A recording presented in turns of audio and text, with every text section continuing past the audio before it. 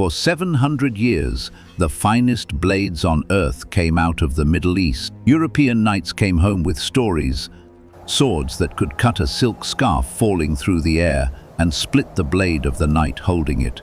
Then, around 1750, the people making them stopped, and nobody has ever fully made one again. They were forged from small cakes of steel cast in India, a material called Wootz, and Wootz shouldn't have worked.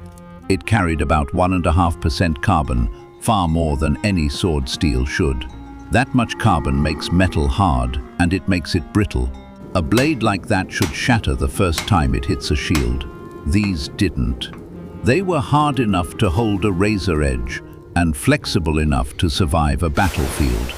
A combination metallurgists spent centuries insisting was impossible, and they carried a signature, a flowing, watery pattern running through the metal itself, not etched on the surface, grown inside the steel. For 300 years, nobody could explain how. Then, in 2006, researchers in Dresden dissolved a fragment of a 17th century sabre in acid and put what was left under an electron microscope.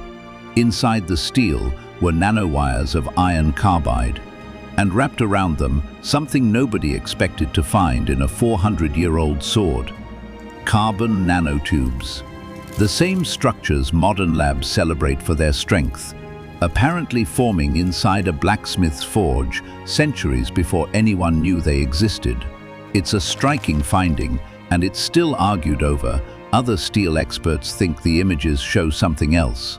But it points at the same answer as the rest of the evidence: trace metals in that particular Indian ore, vanadium above all, quietly doing the work.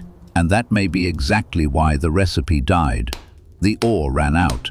The smiths were following their father's procedure, not a chemistry text. When the metal stopped behaving, they had no way of knowing why. They weren't guarding a secret. They never knew there was one. The recipe wasn't stolen or hidden. It was simply forgotten, one furnace at a time, by people who thought they were doing everything right. More real history is coming. Subscribe to History Decoded daily.